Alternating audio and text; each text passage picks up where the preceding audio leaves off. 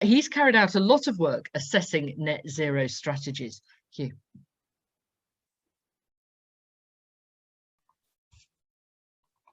Thank you very much for that introduction. Bear with me 2 seconds while I share my screen.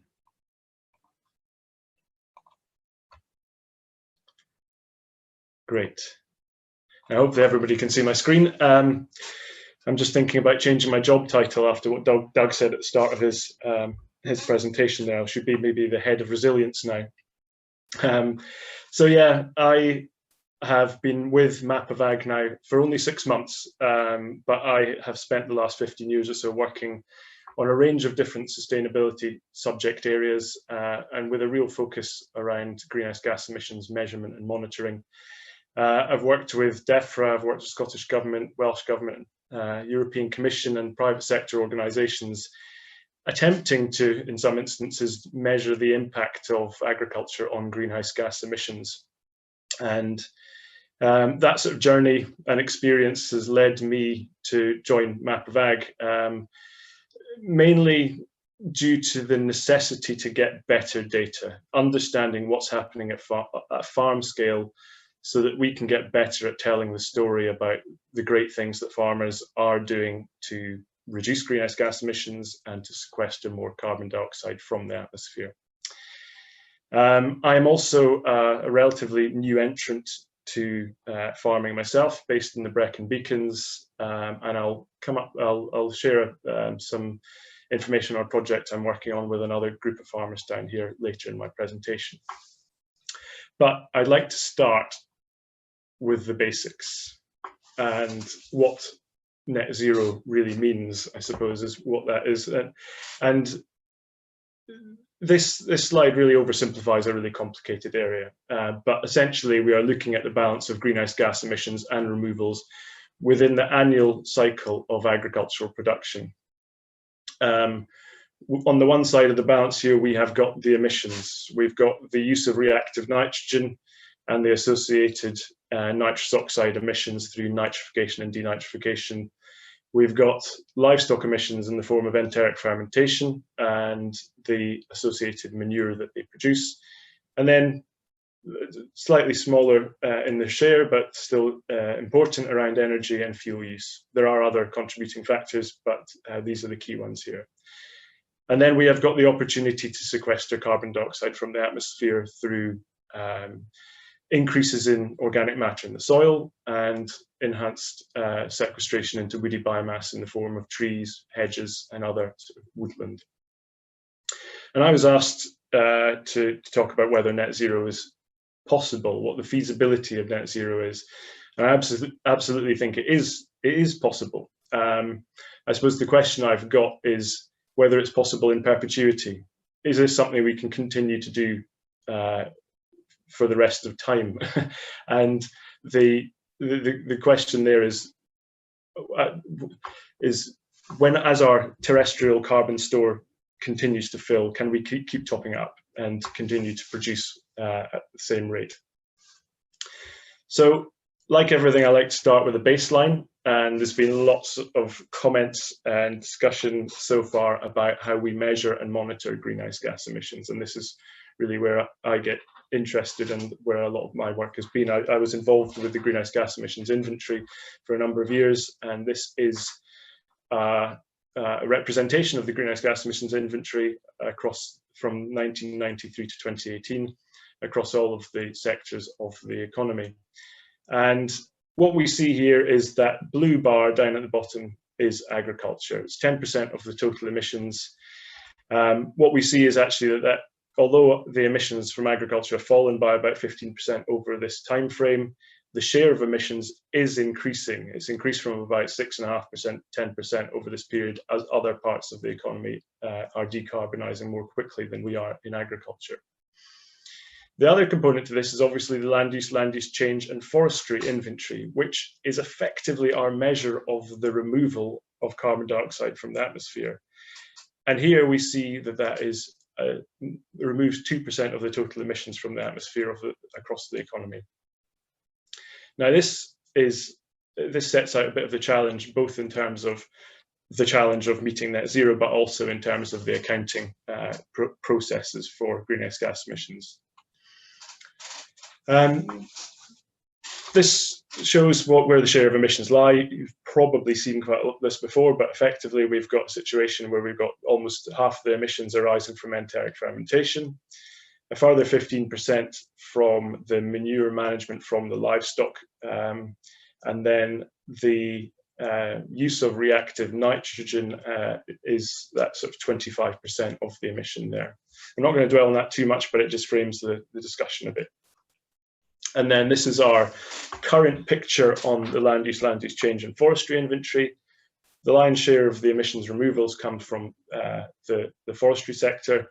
We actually have a calculated net emission from cropland of about 11 megatons of CO2 equivalent, and then a removal from grassland at 8 megatons. Now, I'm not necessarily showing you this to say it's all very difficult. I'm showing you this to say that inventories aren't actually very good at measuring lots of this, and they're certainly not perfect in assessing exactly what's happening on our farms. They only look at emissions in relation, well, they don't look at emissions in relation to production, they only look at emissions in absolute terms, which is limiting, especially when we consider that emissions arise from biological processes associated with production. And as the speakers have previously said, we want to obviously maintain production.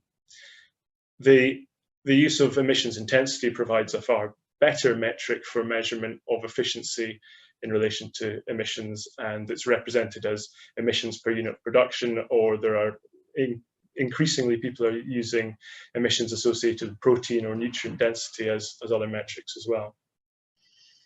So as I was saying, inventories aren't perfect, and this is really because the resolution on activity data is poor. It's very difficult to pick up the types of activities that Tim and Doug are doing within the inventory, because they take a fairly blanket approach to what farmers are doing across the country.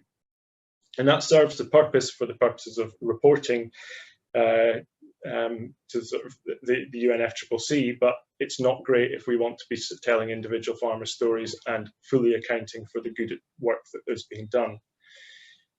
They also have national boundaries which don't account for the global impacts of production, and we do risk substituting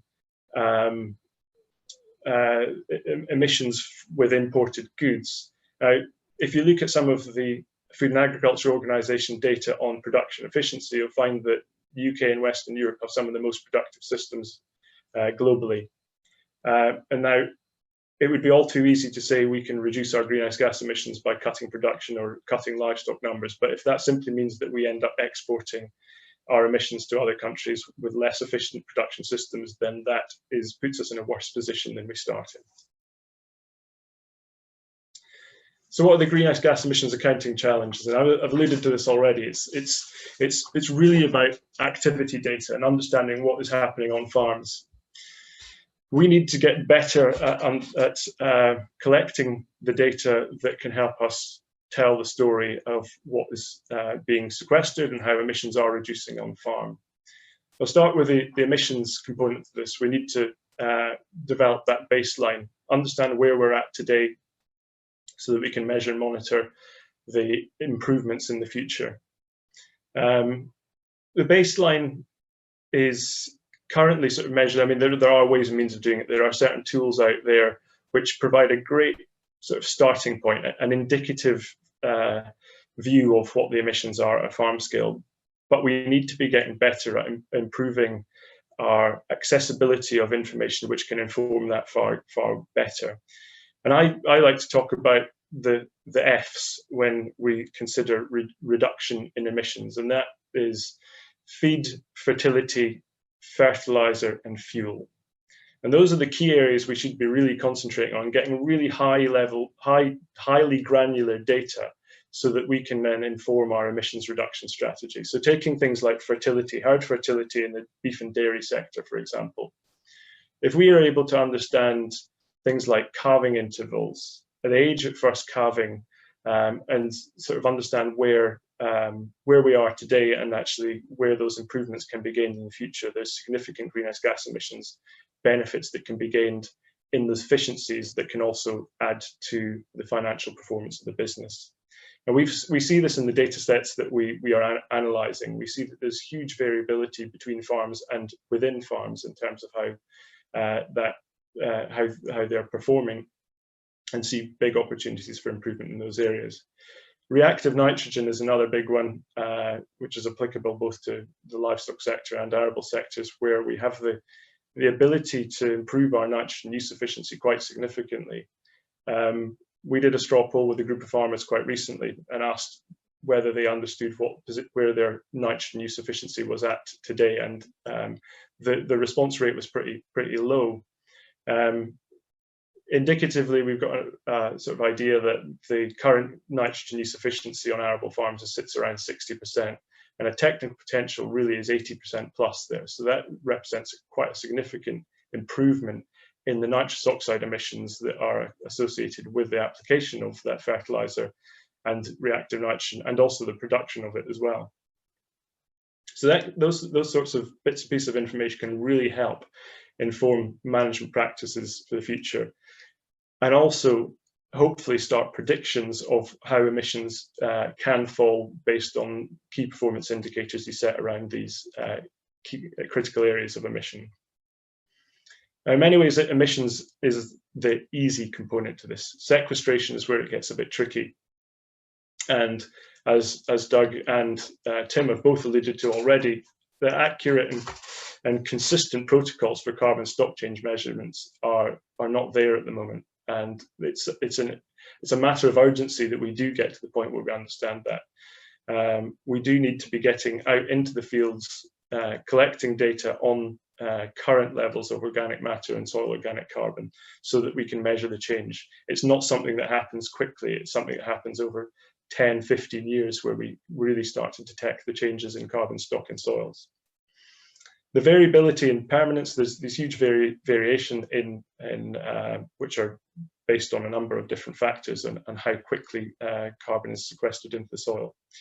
And then permanence is a big issue.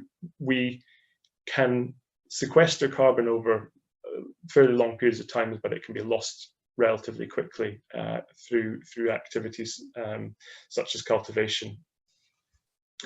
And then the final point, and it'd be interesting to pick this up with Doug, but who claims the credit for the sequestration? And we have a great ability, a great opportunity to sequester carbon into the land resource that farmers have.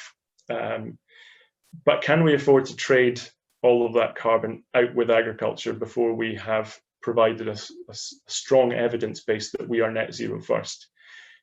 If people are paying farmers for the carbon, then we can't claim that as part of our net zero target. That would be double counting, and that's it's a concern for the future, I think.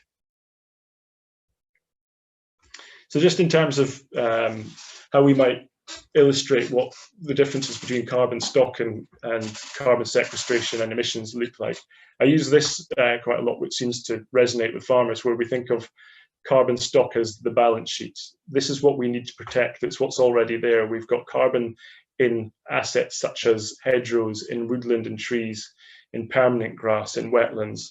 And these are all things that we need to try and protect and grow. The profit and loss account is that annual appraisal of where emissions are arising and where the opportunities to reduce or to enhance sequestration are. So that's really the profit can be gained from enhancing sequestration in grassland, woodlands, the addition of other woody biomass, and those emissions are arising from those things I mentioned earlier around fertilizer, enteric fermentation, feed, and fuel. So first and foremost, it's about reducing emissions. It's about controlling where the emissions are and understanding what can be done to reduce them. Then we need to be looking at optimizing sequestration while protecting that balance sheet. There can be things that can enhance sequestration rates within a short period of time, but actually can erode the carbon stock. For example, ploughing up old pasture in favour of new pasture.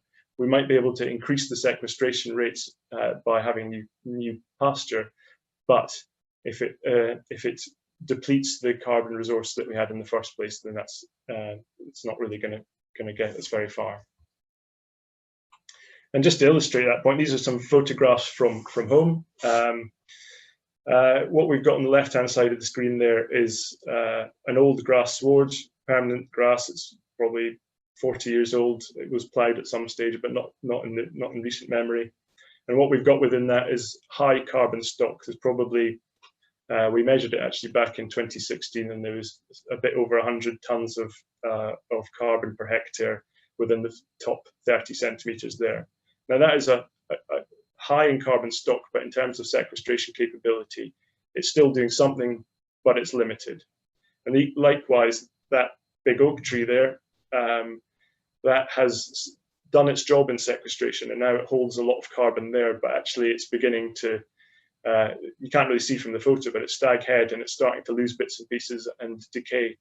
So it's at best probably in equilibrium in terms of the carbon stock change there. On the right-hand side of the screen, this is a hedge that was laid within the last couple of weeks. It's removed a lot of woody biomass material, which is on the far right of the screen here.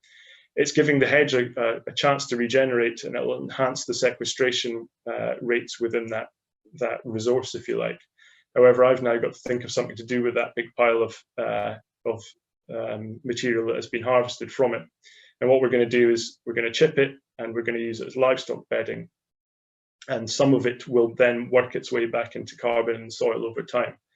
But the alternative would be probably to put a match to it, and seeing that carbon going up back into the atmosphere, having sequestered probably it hasn't about over the last 30 years since it was last actually laid. So we've got to think about these things in terms of the carbon stock and the stock changes. Just coming to an end now, we're about to start a project. I'm part of a farmer group here in the Brecon Beacons called the Beacons Water Group, and we are starting a project through some European Innovation Partnership funding, where we are looking at the calculations and the measurements of emissions using high resolution activity data, thinking about the data feeds, thinking about how we might use things like BCMS and CTS data to be able to inform the position on enteric fermentation, looking at the rations that go into the animals so that we're able to do some fairly accurate assessment of the enteric fermentation emissions. Also looking at things like the fertilizer use and fertilizer use efficiency, so we get a better understanding of the emissions there. But we're also looking at the carbon stock in hedgerows.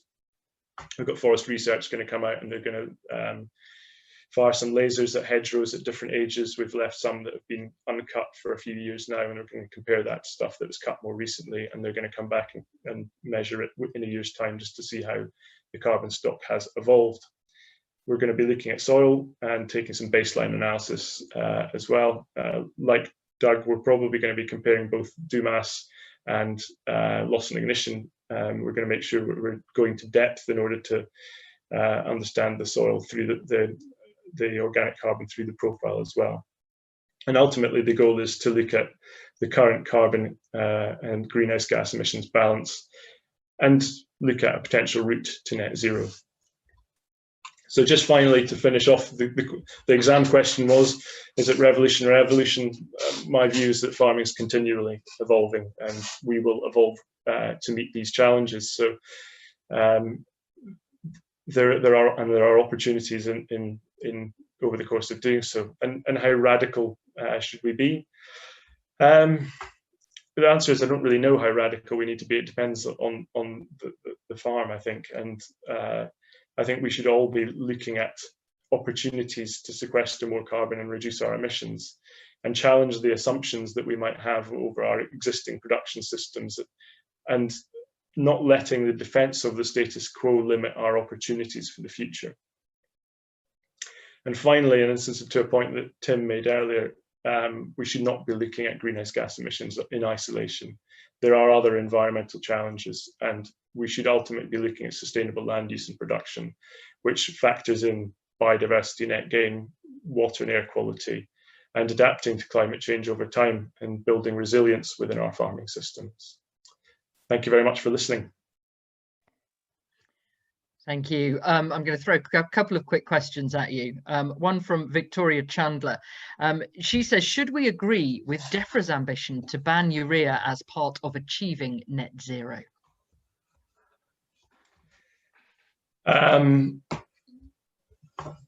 There are,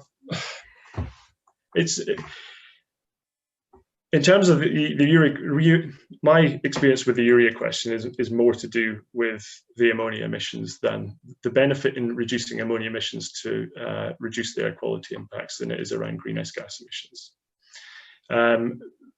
Banning something should always be a last resort, and there are other means in which we can reduce the impacts of the use of urea in agriculture.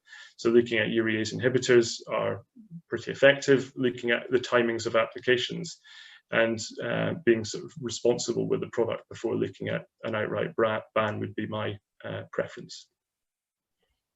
Okay. JG Fisher asks, how much carbon sequestration is used in the calculation for winter wheat alone, and how much is then used for a herbal lay? Carbon sequestration in winter wheat. I mean, this is, I suppose, a fairly popular misconception that all of the carbon which goes into the process of growing a crop is then ultimately captured. It's ultimately a biogenic source of carbon, so it is ultimately released back into the atmosphere within the production cycle as it is consumed. So the actual what then goes back into the crop back into the soil is a result of the crop residue rather than actually the sequestration through the growing period of the crop. What's removed and then goes into the process of being consumed is effectively released back into the atmosphere. So it's really about what the residue is left and what goes back into the soil, rather than actually thinking about it in terms of how much carbon dioxide the crop itself removes from the atmosphere. Tobias Jackson asks, what are your thoughts on how long, say, depleted UK arable soils can continue to sequester carbon before they are effectively at maximum C? That is a good question, and the greatest opportunity is in some of those depleted arable soils to actually increase our sequestration rate. So basically, some of those soils that are maybe at 1.5–2% soil organic matter at present, which offers quite a lot of opportunity to increase those levels over time. It depends on what's then being done to them, I suppose. Are you then continuing to cultivate with large quantities of soil amendments? Then you can probably continue. You can build up soil organic matter over time, but it's going to be at a slower rate than if you put it into a perennial crop, for example. So it all depends on what the management practice is going to be over time, basically. Okay, if I can get